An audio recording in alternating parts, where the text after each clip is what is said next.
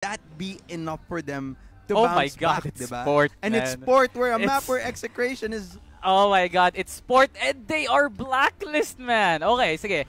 I have to give it to Metacore because position-wise, they have the advantage. The global risk. Yeah, because now Execration, ngayon sila yung blacklist, pre. How will they counteract everything that Metacore is performing on a very secure side? Kasi that's not what we saw on the side of Metacore and map number 1. We're not gonna talk about map number 2, man. We're not gonna talk about. Di natin pag-uusapan yun. Nakalimutan na natin yun. Pero if we're gonna take a look at Port and we are going to compare to their compound performance, we could possibly see Metacore finally changing it up. And hopefully they will. They're now starting it in. 3-man push towards the bomb site. As CLD finally takes down Rels despite the head glitch advantage. John Lee umiisa pa.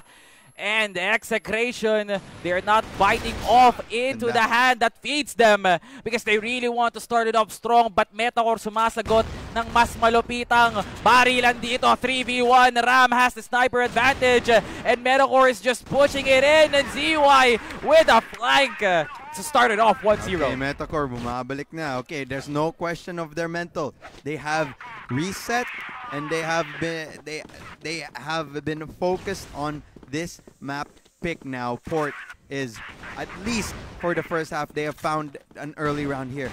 Now, Execration going out to a different defensive setup naman ngayon.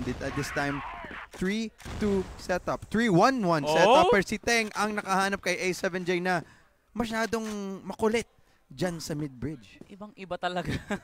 Si Execration on the start of the round, they're very unpredictable and they would like to start it off with a pick-off. And much like CFBL teams, Execration really adapts to the playstyle where they get one, they back off, and they start off on a different angle. Now, are they going to long A? Or are they going under then a flank possibly, which is the best option that they have because Metacore really is urging Execration to push long. Pero Execration is not reading it off like, man, ayoko, masyadong risky. The coin flip is not favorable for us and the odds are stacked against the blacklist in this one. So Metacore, they are really enjoying the chances right now that they do have the defense line on long A, pero not so much under under the cages and as well as long. So at least on connector, no. Pero now Execration are putting in the work in long. Walang nakabantay. Execration are given a free pass to enter, and John Lee, the bouncer, not letting A maybe enter, but Seiya walked in and they made everyone drop to the floor. Seiya gets a 2K. Metacore, dalawa na lang ang nabubuhay. Walang nakabantay eh. Talagang makakapasok ang Execration. 1-1 score. And now Execration finally found their groove. Okay. Great start nga dyan against Execration. Then boom, Rumes back. They bite back at the action. Rels trying to find for a pickoff. Then Percy Teng nag-hold lang din dito para sa kanyang team. And it looks like it's a fast B hit. Execration just want to run it down. Pero may pader ang Metacore and they just break it down. 2-on-1 situation naman siya ngayon. C4 is still in the hands of Execration. Not yet put down by A7J ang nakahanap ng pitas for his team. Metacore now suddenly making it a 1-on-1 with the Great One. Timing, positioning, and it will all come down to those two factors. Health advantage para sa Execration. Now Metacore, what could you possibly do? Both relies on the one-taps. Execration putting in the work for A7J. Tuloy-tuloy pa din ang aggression ng Execration. Really wants to end this quickly. But Metacore really had a strong round. It's just they fumbled once again like you mentioned on last map. And Metacore is really not to themselves, no? It's a really different Metacore, a less potent and a less efficient on those 1v1s. Yun yung nakikita ko kay Metacore pagdating sa mga laban na dapat pinapanalo ng Metacore because knowing that they are the global risk, they should have the first step of everything. Pero alam kagad ni Ram, pakipatay ng Sophhax Idol, masyado nang nahalata. Pero Execration really is looking like they have total control of the angles, the maps. just overall the game, R2G. Ito na ang tulak ng Execration. Sino nga ba kung papatumba sa kanila? It's Lloyd that's gonna stop down the pursuit of Ram as they cancel out the B-hit. Seiya and Rels fighting off one another as Seiya wins it off. It's a man advantage towards Execration as this scenario is being heavily favored by Exe. Yung batang to si Ram, feeling ko may third eye kasi alam niya eh. Parang sixth sense na alam niya, diba? And that's an absolutely scary thing to have. If your entry can do stuff like that, but it's an even scarier thing na makita mo na si Teng nakakatama ng sniper shots kagaya ng ganyan. As Execration, it looks like a hit ang gusto nilang gawin. John Lee, na flashbang, wala siyang mahanap. Madedelay ang kanyang depensa. 55. And tingnan mo ba naman yan? Execration with the quick clean up after that a hit. It's really weird that Metacore are not getting the God box position dun sa may long. Oo eh. Kasi no one is getting the point across from connector sa cages. It's a double. Wala talaga, and Teng is just wiping out everybody from Metacore. Gets the pick that they want. Sumunod na naman si A maybe. Gustong umisa. A7J takes down A maybe, but CLD quickly trades him down. Ram, grabe naman yung pang-anim mong Sense My Idol. And now, they are now dropping like flies, one after the other. Execration putting out the freeze chamber and not letting Metacore move a single inch. Ayoko maniwala dito, Salvatore, na this is gonna be a repeat of map 2. Ayoko maniwala. Ayoko, pre. Ayoko maniwala. Nakakatakot. Balikan ang nakaraan. Pero history is looking like it's repeating itself, R2G. It might be possible unless Metacore just somehow strengthens their defense. Because these openings na nakita ng Execration, it's almost too easy for them. Sometimes they just waltz into sight. It's too good. Kahit di na nga nila plant yung bombe, pinapatay lang nila mismo eh. As in, agad-agad. And that's an absolutely scary thought coming out from a team. Just like Execration. Now, default spread galing sa dalawang team na to. 2-3 setup coming here. Tatlong nasa mid, dalawa ang nag-hold dito ng warehouse. Oh. At least one member backed off, pero ayun, nag-commit na nga sila. Pero the position is better for A7J, pero yung speak pa rin ni Seiya, mas nakakalawang pa rin. Metacore, you know better than that. Execration, just mind-boggling plays left and right. Finally, Loy and CY making it work for Metacore. But the job is not done. CLD with a 2K turns it around, and Teng will be going in for a kill of his own. As soon as we thought Loy was the saving grace, there goes Teng and CLD to change the pace of the story. Execration, kami ang namamahala ng libro na to, kami gagawa ng kwento. Hindi makakascore ang Metacore, sabi namin after that humiliating humiliating loss by Metacore. They really had it, man. They really had it.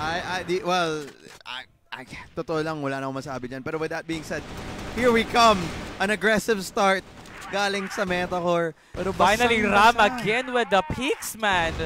There should be a peak named after that guy. I don't know what it is. The Ram peak, absolutely speed and sixth sense ng ginagamit niya eh. Alam niya kung nasa nakapwesto ang kanyang kalaban, pinapatay na lang niya ng mabilisan, alam niya, and then nagbabak na siya. Tingnan mo ba naman, just able to find for one and play it back. He finds another one. Nahanap niya si Z through the smoke. Sixth sense ang sinasabi ko dito sa batang to. Teng, next line of defense. Wala siyang nahanap. Loy, at least nakahanap siya ng onting resback para sa team ng Metacore. And that's good for them. Flashbang, tinapon, will be turned away and will just buy time and space. Now, impormasyon. Alam na ng Execration na may isang tao sa warehouse. Will they go to a different site? Well, knowing that Execration's playstyle is just like that, they will definitely go in. Walang katakot-takot, zero miedo. Ayan nga na naman talaga, pupesto na. Pero inaantay lang ata nila na magkaroon ng vital sign si Loy na pwedeng i-expose ng Execration. Yung tumatakbo na. Okay, Execration, is this it? Pumapasok na yung dalawa. So, okay, so they're backing it down. Okay, so they're playing the time now. 48 left on the clock. What is the option here for Metacore? Absolutely just rotate right now as we speak. Just anticipate where Execration is going, especially on those long A angles. Lineup now called in by Execration as they really want to get the control. A7J, tumingin ka sa harap mo, my friend.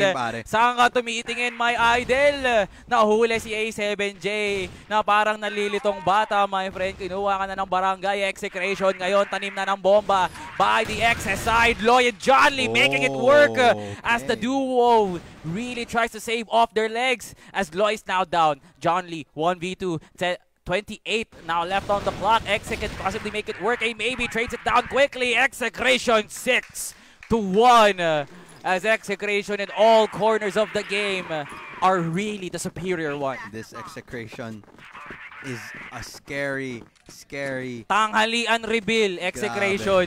Tanghalian reveal, Teng.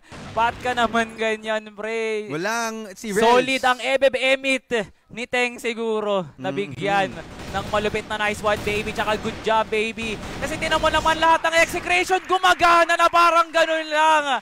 Ang bilis. Mas mabilis pa sa fast. My God, tanghalian reveal indeed. Nasaan na yung pinapakita nyo, Execration? Nakikita na namin sa harapan namin. Ayan, tinan mo ba naman? It's now coming here. Execration with the execute dito sa mid. Pero wala silang panahanap. They're slowing it down once again. Buti lang si Rels nakahanap. Pero nakabawi na din. Itong si Seiya. Seiya gusto pa ulit mag-peek muli. But the HE will stop him in his tracks. 3-on-2 situation naman siya ngayon. Loy at saka si A7J na lang ang naiwan para sa team ng Metacore. Numbers advantage na naman. Napupunta dito sa side ng Execration. Sniper will want to find for the pickoff. But I love Execration, what they're doing here. Kahit tatlo sila, alam nila sa kanila yung numbers advantage. They still want to find for information. And they will get it. Teng, muntik na mahanap si Loy. Pero hindi. May batang pasaway, pre. Pero mukhang lahat sasabay sa Execration, oh. Ayan, oh, pumapasok na sila, oh. Hanggang mamatay talaga tutulak tong Execration na Metacore. Kailangan nyo na mag-ingat. Kasi umuunti na, kumakatok na Execration. Kailangan na lang talaga na Pero nagkasalisihan pa, no? Muntik pa. Tinan mo ba naman, Execration has full control of B-site. Walang kalaban-laban ang Metacore dito kasi di nila alam na sa B-site na pala Execration. Na tornado. Ang galing naman nga na yan ni Insan, no? Grabe nga naman, Metacore. Could have read out off perfectly, but the situation is now on the hands of Execration. Grabe, ito na ang pasok. Metacore, this is now their chance to save it off. Lloyd gets a golden crown out to Ram, and A7J swings it off. Teng, down to 1 HP, literally 1 hit away. Okay. Metacore gets the retake. But that was just the first thing that should be crossed off the list of Metacore. It's their retake. Ngayon, bawiin nyo na yung malaking lead ni Execration. It's much harder now though. Execration, alam natin. Sige, sabihin natin malakas ang blacklist side kahit pa paano ng Metacore. But I see the side of, Execration. The global risk side is something to fear then, especially if you have a sniper activated. Kagaya ni Teng, tingnan mo ba naman, 12 kills na po siya ngayon. Pero si Rels naman ang maghahanap ng unang pitas dito sa round na to. So the opposing sniper nagpapakita din ng gilas dito sa round na to as John Lee nakahanap din siya ng opening entry dito papasok sa B-side. Flash grenade will delay it, but headshots galing kay A maybe muntik na tigilan ang Metacore sa kanilang tracks, but it does not prove to be enough. Ram na lang ang naiwan dito in a 1v4 situation galing sa warehouse. Mahirap to kasi madami na ang naka-hold dyan. Metacore, tinigilan nila ang momentum ng Execration ngayon. Huwag mo sabihin comeback sa akin. Good job, Metacore, finally coming into their senses. Looking at Execration, that default setup could have been effective. Pero Metacore, they had to shift it around. They really want to get that long angle na kung saan Execration are supposed to go to. Now finally, Metacore reads it out perfectly. Now a 1-for-1 in this situation. Masyadong galit na galit si A maybe taking his chances to those wall bang situations. as Wala. it is still hitting for Execration. Multiple are injured for Metacore but can still fight because they still have 2 legs and complete set of arms. Execration nakabantay. Teng! As he peeks down Loy. Hindi na nakapag-crossfire yung dalawa doon from Metacore. John Lee and Rels, last 2 members standing, and Ram just bunnies his way to kill down Rels. Execration with an applause from the crowd. They sound the march of a potential victory on their hands. A-Long is Execration territory. Wag ka na pumila dyan. May pangalan na nila yan, pre. Oo, nandyan si Teng, nandyan si Ram. Kung sa tingin mo, pwede ka ba? Teng alone is enough for him to hold that A-Long area, and kasama pa si Ram dyan. Absolutely, destruction para sa team ng Metacore dyan. Default na naman ang pinapakita dito ng Metacore. May hirapan sila makahanap ng tamang pitas. That was ghosting. Pero Metacore, why are you not pushing? And finally, narinig nila ako, pre, galing sa boot. May connection kami ng Metacore. ZY gets a 2K. And now, finally, the push is now effective as ZY gets a 3. Now gets 4. Okay, possible ace. Pero tinigilan kaagad ni Teng. Tumumba, pumalakda. Teng, iniisa-isa na mga bala ni John Lee. And now Metacore still fighting. Execration, muntik na. But finally, Metacore, they gave in. Pinush na nila and they really got the better end of the stick. The timing there was absolutely correct for the team of Metacore. Gusto nila warehouse push for Seiya. Nakabantay sa lakay. Woo! Seiya, my God, walang nakapigil. It's just John Lee. But the damage has been done from the foundation of Metacore. Now, Execration, just have to be careful. Wag lang talaga yung magpapahuli. But for Metacore, they can still win this. They really have the advantage of the map because they are indeed the blacklist side. Teng, what was that sense? Again and again for Execration. Okay, retake angle. Execration now in the retake situation here. At least si Ram nakahanap na siya. Rels. Maybe na lang ang naiwan dito. One-on-one with the great one. Maybe. He is not maybe for now. Sure na yung panalo para sa Execration. They can close it out. Map point. Series point. My God! Series point na po Hindi siya maybe, pre. Sigurado niyang pinaslang yung Metacore doon. Now, what is this Metacore? Finally, nag-give in na nga ba sila? Mag-aggressive push ba sila sa may bandang double? Or are they gonna get exposed once again from the wall bangs coming in from Execration? Now, are they gonna give it in? Ram! My God, si Ram nga naman talaga. The mole of Metacore, they're just giving him everything, not letting Metacore give a single inch. Ito masasabi ko ba, Salvatore, this looks like the beginning of the end for Metacore. Kung hindi sila makahanap pa muli. My God, isa pa! Grabe, it's an overkill performance by Execration. It's just Rels na humaharang para tapusin at lahat once and for all by Execration. 1 kill. This would give High Grounds the loudest ovation we could have possibly heard for today. Execration 3-0. This area goes crazy as Nice Katol is smiling from ear to ear, R2G. Execration whips out the broom, sweeps down Metacore. The third placers of the CFS PH Masters 2023 Fall Finals event is Execration, and you see the players happy sila dyan. They are very much contented with that achievement up to itself, and High Grounds, you can hear the crowd. They absolutely one of the fan favorites coming out in this tournament. Just an absolutely dominant display coming out from this team, and nothing else to say. Congratulations to the team of Execration. Give it up for Execration, ladies and gentlemen. What a stellar performance by that team. Also, props to Metacore for still putting up such a valiant effort. They tried, but Execration was just the better team. And what a start for us, R2G. A third place matchup that sounded like the grand finals because of the energy, the performance for both teams. And that was just mesmerizing to see, especially on the Execration side. Malakas yung crowd eh. And with that being said, the heavy fan favorite talaga, at least for this matchup, was Execration talaga. And that's what it is, diba? If you're in a LAN event, you can always feel that type of energy, and that maybe that feeds Execration, and that's why they ultimately got their momentum. That pinatuloy-tuloy nila yan hanggang papunta na sila sa third place finish nila. Where with that being said, that was just our our first game. We still have more games to come. But with that, I also want to talk about the potential MVPs for this series. Now, para sa akin, if you were to give it to me, I would give it to two people. Either kay Teng or kay CLD, na both nagpapakita na ng kanilang lakas. I gotta give it to Teng. He was doing two sides of the coin for Execration. I agree. He was very flexible, those long-range matchups, and Ram. Who would have forgot Ram? The one that is very annoying for Metacore.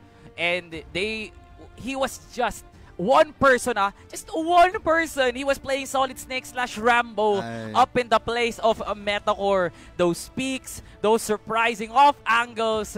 Gotta give it to Ram, my friend. At least on my opinion. That's also a good call. Tama ka naman dyan. Di ako magdi-disagree dyan. It's also a really, really good call as we see highlights coming out from this map.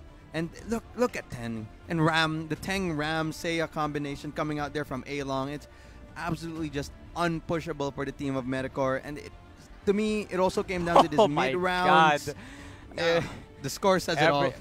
Gusto kong pumikit sa set summary na yan. No, absolute. Okay na yan. Kumpara mo sa map 2.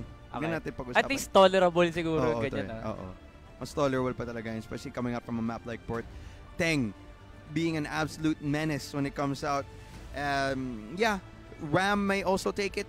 Maybe even CLD, sa totoo lang. It's just dismembering piece after piece of the mental that once was great for Metacore. That map number 1. Buong buo pa sila eh. Buong buo pa talaga. Nung nag-Mexico. It could be a moral break, could be a moral disadvantage na nahanap kasi Execration, dahil sa map 2 na yan, Metacore's morale could have been a big factor. Pero when it came down to it talaga, yung mid-round calls na nangyari between these two teams, makita natin mas planchado ang Execration pagdating sa mga mid-round calls. Sabay-sabay sila, double pick ang laro. Once if they don't need to push, they will not push. As opposed to Metacore naman, minsan makita mo may onting sinasabi ko ngang tapon ng kape. I call it mistakes because that's what they are. These small mistakes may have costed Metacore just these rounds after